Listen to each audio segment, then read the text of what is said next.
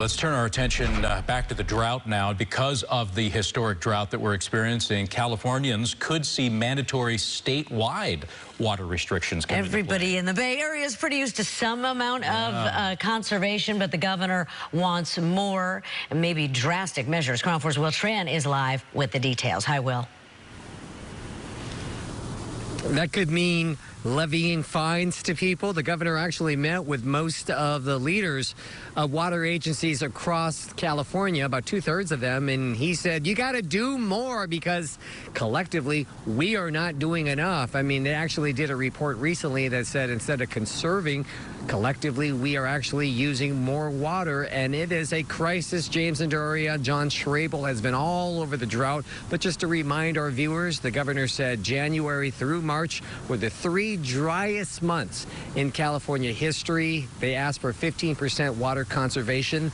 Now they're looking for possibly even more. They're telling the agencies, on top of possibly levying fines unless we save more. They're also saying go out there and educate the public, because if this doesn't happen, he is talking about, as you mentioned, mandatory water conservation, whatever that means. The governor says that he will circle back in about 2 months from now to talk to these water agencies to see what they are doing to get all of us to conserve water. It is so bad, guys, that we're just talking the average. Okay, so you look at the average from the largest reservoirs.